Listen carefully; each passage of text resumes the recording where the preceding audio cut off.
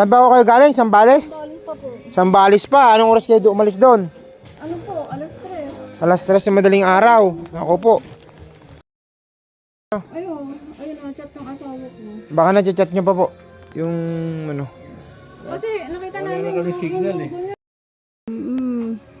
Yan, pinagde-delete niya na lahat yung mga ano niya, yung mga ano niya, oh. May screenshot mo ba kayo? Na usapan. Ayun, pinagde-delete niya na lahat, oh. Yan yung sakyan. Wala akong ganyan sa sakyan. At saka hindi po ako nagpo-post sa mga ganyan. May kita niyo, no, puro puno. Puro ano yan, wala yan sa highway, wala akong pinopost na ganyan. Yan, wala po ako mga ganyan sa sakyan. Mga magaganda po yan, mga sasakyan ko, pang ano po yan, no, pampasabog sa pelikula. Ayan, mga magaganda pa yan eh. Hindi pa nasisin. Hindi, masisin yan na ho yun. Sabi ko sa kanya, huwag ka na akong mag-reply. Sabi ko gano'n sa kanya. Katakal naman papunta na tayo. Sabi ko sa kanya. Dami na, hindi lang pa ano, may madami pa sa online. Kaya lagi ko sinasabi doon, hindi po ako nagpapadown sa online. Malabo po yun. So, pa personal lang. Eh, sila 5,000 na lang. Bali, pinapadaw niya una, 44,000.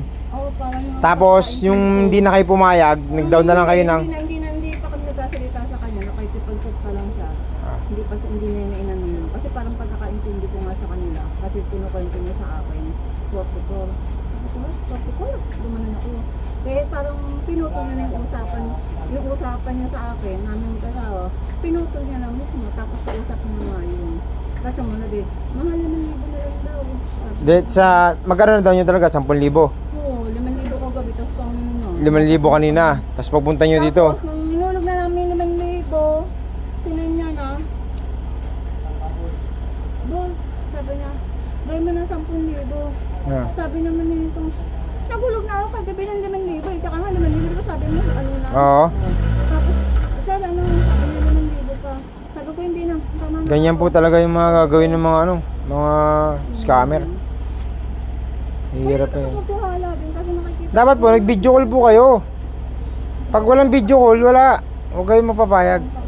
Tsaka hindi ako tumatanggap ng ng online. Nakakatanggap lang ako ng bayad sa online. Ang mangyayari, di ba, nasa ibang bansa sila. Pumupunta ko yung kamag-anak dito. Sabi ko, papuntahin niyo yung kamag-anak niyo dito. Bago kayo mag-transfer.